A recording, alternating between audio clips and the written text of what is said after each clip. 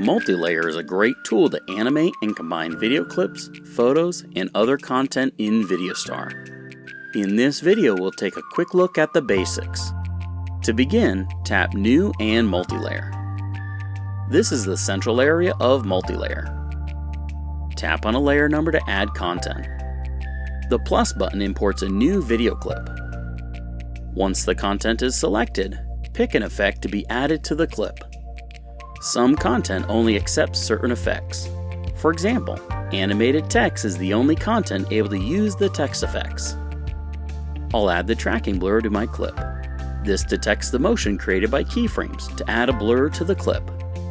To animate the clip, tap on the layer number, then edit keyframes. Here you can resize, move, and rotate the clip. Adjusting controls will set a keyframe. Tap the X to remove the keyframe, or tap this icon to add a keyframe graph. To view the other layers, tap Options and Show the other layers.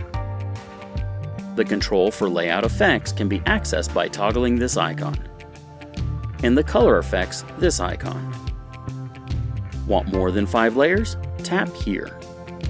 To control multiple layers as a single layer, add a null layer. Go to the keyframe screen and select the layers to control, then animate it like any other layer.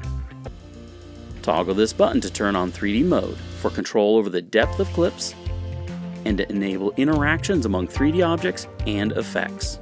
The light bulb icon accesses the lighting controls in VideoStar. Tap Mirror to extend the layer with these mirror settings. Once finished with the edit, tap Create and preview the clip to make sure it looks correct.